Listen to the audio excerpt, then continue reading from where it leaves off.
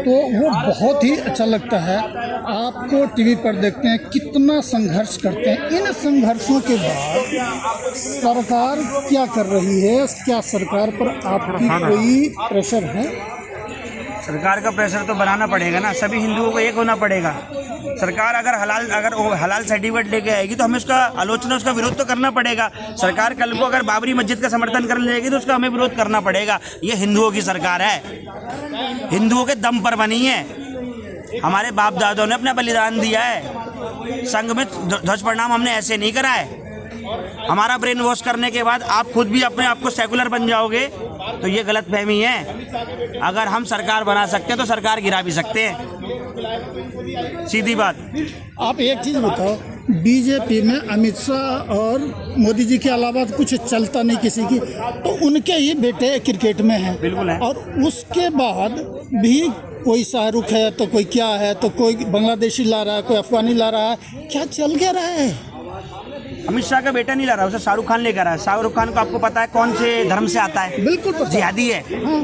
कभी पाकिस्तान का समर्थन करता है, कभी पठान बनाता है, कभी कुछ बनाता है। भांड है वो, भांड, बॉलीवुड का भांड कुमार, बॉलीवुड भांड खान, सॉरी भांड कुमार, कुमार तो हिंदुओं का शब्द है। भांड खान वो बांग्लादेश के हिंदुओं के वो दिखा रहा है हमें कि मैं तुम्हारे भारत के अंदर रह के, वो हमारे हिंदुओं को समझनी चाहिए वाली बात है कि तुम्हारे भारत के अंदर रहकर देखो, जिसने दीपू चंद दास उस दलित की, उस गरीब की, मजदूर की हत्या करी है, वहीं उसी देश में से उसी का प्लेयर 9 करोड़ रुपए का उसे पारितोष कर रहा है। शाहरुख खान बांग्लादेश को 9 करोड़ रुपए देके पारितोष कर रहा है, उसको मदद कर रहा है अंदर खाने से। ये भी एक जिहाद है, मदद करना।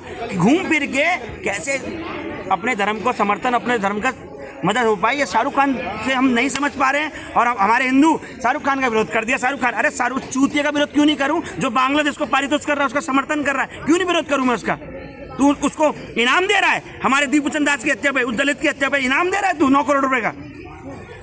आम आदमी किसी नेता से इन्फ्लुएंस नहीं होता। वो आप जैसे कार्यकर्ता जो कट्टरता के साथ अपने समाज के हित के लिए काम करते हैं, उससे इन्फ्लुएंस होता है और उसके वजह से वोट करता है। पर फिर आपकी नहीं सुनी जाती या हिंदुओं का नहीं सुनी जाती? सीधी बात, मैं एक बात बताऊंगा, अगर भाजपा के मन में गलत फहमी है, अगर हमारी वजह से क्या, ये तो राम की कृपा हुई है। जिस पर कृपा राम की हो, इस पर कृपा करे हर कोई। जिस पर राम जी की कृपा हो जाती है, उस पर हर कोई कृपा करता है। राम के बल से मैं बढ़ूं, अपने बल से बढ़े ना कोई। हम सब राम के बल से बढ़ रहे हैं। अगर भाजपा को लग रहा है कि मोदी के बल से बढ़ रहे हैं तो ये गलत फहमी है। ये गलत फहमी दूर कर दो। हम सब उस निराकार, निराधार, निर्विकल्प, निरंजन, निराभास और व्यापी अंतर्यामी प्रब्रह्म के द्वारा संचालित हो रहे हैं, चलाए जा रहे हैं। अगर मोदी जी को अपने आप को प्रब्रह्म समझ रहे हैं तो गलत फहमी उतार दो। अगर आप सनातन की, धर्म की, राम की बात नहीं करेंगे तो आपका हाल भी कांग्रेस की तरह हो जाएगा। जय श्री राम। सनातन युवाओं को क्या संदेश देंगे? सनातन युवाओं को यही संदेश है, गौ, गीता, गंगा, गायत्री, तुलसी, तम्मा की रक्षा करें। गाय गुरु गोविंद को सुरक्षित करें। धर्म को बचा लो। 2, 4, 5 साल शत्रु बोध करो। घर के बाहर शत्रु खड़ा हुआ है और आप उसे कंधे पे बिठा लेकर उसके साथ बिरयानी खा रहे हो उसकी दुकान के बाहर, बहुत गलत है, बहुत गलत है। समझ जाओ। हिंदू कौन जो सबके हित की बात करे? हिंदू कौन जो सबका हितैषी हो? हिंदू कौन जो हिंसा का दमन कर दे? और वो हिंदू आज बिरयानी खाता हुआ रेडियो पे मिल रहा है, वो हिंदू मत बनो। हिंदू बनो राम के लिए, अपने परिवार के लिए, अपने पूर्वजों का बलिदान मत भूलो कि उन्होंने कट गए, भाग गए, छुप गए, लेकिन धर्म नहीं बदला।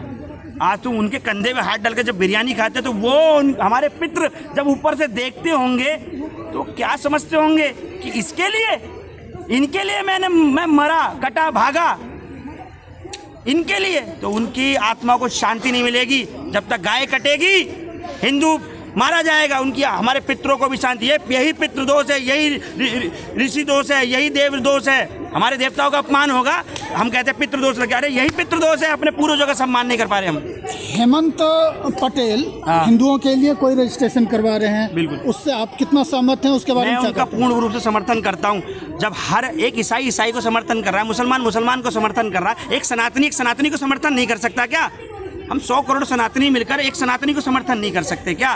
क्या मांग रहा है वो? अपना अमेरिका रहते हैं वो, उनको क्या जरूरत है? क्या जरूरत पड़ी है हिंदुओं को बचाने की, हमारे लिए करने की? अपना आराम से एक अच्छी लाइफस्टाइल जी सकते हैं वो। सुबह उठेंगे, बढ़िया अखबार पढ़ सकते हैं, बढ़िया एंजॉय कर सकते हैं, बढ़िया ग्रीन टी वगैरह बढ़िया एंजॉय ले सकते हैं। लेकिन हमारे लिए एक हिंदू कर रहा है तो हमें उनके बारे में सोचना चाहिए। हेमंत पटेल जी का समर्थन करना चाहिए, सनातन ऐप को आपको डाउनलोड करना चाहिए और आपको उसको रजिस्ट्रेशन करना चाहिए और सभी सनातनियों को एक हो जाना चाहिए। निवेदन कर रहा हूँ, शत्रुबोध है, शत्रु की पहचान करो। Thank you. जय श्री राम, हर हर महादेव।